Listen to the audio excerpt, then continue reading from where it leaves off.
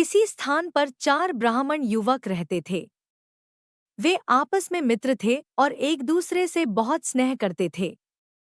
उन 4 मित्रों में से 3 ने तो गुरुओं के आश्रम में जाकर विद्या ग्रहण की थी और शास्त्रों का अध्ययन किया था, जबकि चौथा अनपढ़ था।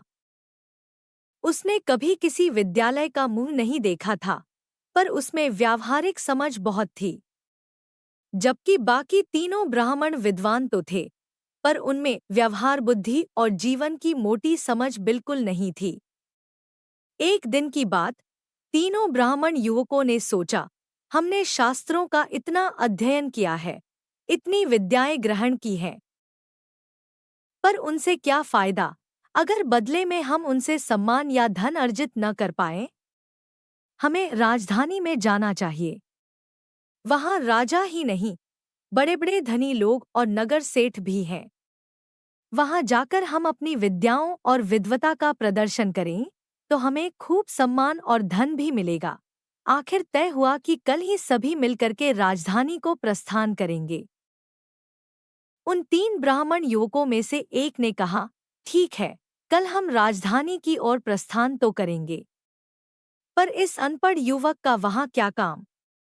इसे तो हमें साथ नहीं ले जाना चाहिए। भला इसने कौन से विद्यालय का मुंह देखा है? यह तो राजा के सामने जरा भी अपनी विद्या का प्रदर्शन नहीं कर पाएगा। इससे हम तीनों की खिल्ली उड़ेगी। इस पर दूसरे युवक ने कहा, भले ही हमारा यह साथी धन, विद्या आदि से रहित है, पर फिर इस कारण हमें इसे छोड़ना नहीं चाहिए। हम उसे भी अवश्य अपने साथ ले जाएंगे। आखिर तीनों ने सोच लिया कि वे उस अनपढ़ और विद्यारहित साथी को भी अपने साथ ही ले जाएंगे। अगले दिन सुबह सुबह चारों राजधानी की ओर चल पड़े। चलते चलते चारों एक जंगल में पहुंचे। वहां एक पेड़ के नीचे वे विश्राम करने के लिए रुक गए। अचानक एक ब्राह्मण की निगाह पास ही नजर आ रहे हड्डियों के ढेर की ओर गई। उसने गौर से उन्हें देखकर कहा, अरे, ये तो किसी जीव की हड्डियां हैं। मेरे पास अनूठी विद्या है। राजा के पास चलकर उसका प्रदर्शन करने से पहले मैं यहीं क्यों न आजमाऊं?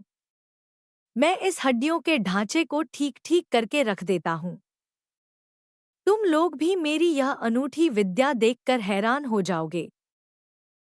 और सचमुच उस ब्राह्मण युवक ने जैसा कहा था, वैसा ही किया। उसने उन हड्डियों को इस तरह तरकीब में रख दिया कि वह किसी जीव का ढांचा लगता था। उसे देखते ही एकदम सभी के मुंह से निकला, अरे, यह तो शेर की हड्डियों का ढांचा है। दूसरा ब्राह्मण युवक बोला, अब तुम मेरा कमाल देखो। मैं शेर की हड्डियों के इस ढांचे को मांसमज्जा चढ़ा देता हूँ। तब इसे देखकर तुम्हें यूं लगेगा जैसे सचमुच का मृत शेर सामने पड़ा हो। और सचमुच दूसरे ब्राह्मण युवक ने जो कहा था, वह कर दिखाया। उसने शेर की हड्डियों के ढांचे पर मांसमज्जा चढ़ा दी। अब वह एकदम शेर जैसा नजर आने लगा था। तीसरे की अपूर्व विद्या की सब तारीफ कर रहे थे।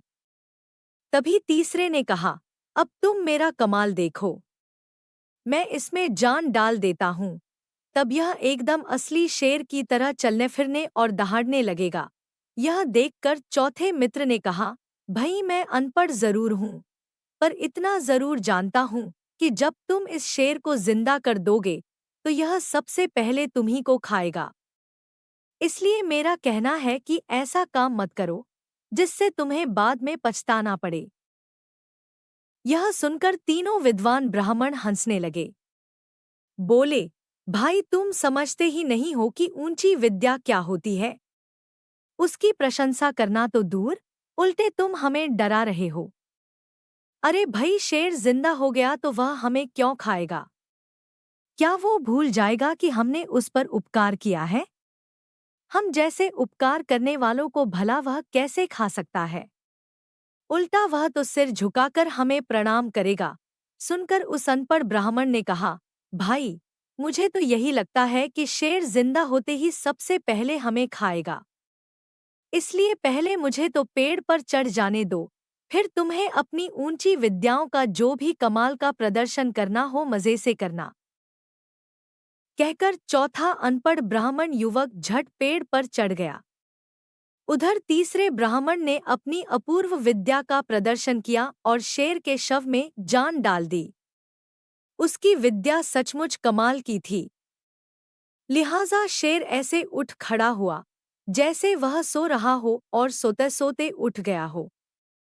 लेकिन जीवित होते ही शेर जोर से दहाड़ा और उसने देखते ही देखते उन तीनों विद्वान ब्राह्मणों का काम तमाम कर दिया, जिनके पास अपूर्व सिद्धियां थीं, पर दुनियादारी वाली अक्स रत्ती भर नहीं थी।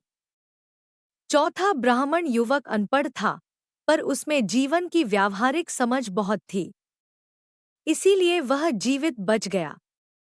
शेर के वहां से जाते ही वह धीरे से पेड़ से उतरा और अपने तीनों विद्वान साथियों को शोकमग्न होकर याद करता हुआ चुपचाप घर की ओर चल दिया। चलते हुए वह मन ही मन कह रहा था, दुनिया की सब विद्याएं बड़ी हैं, पर व्यवहार ज्ञान उनसे भी बड़ा है। जीवन का व्यावहारिक ज्ञान न होने के कारण ही मेरे तीनों विद्वान मित्र मारे गए।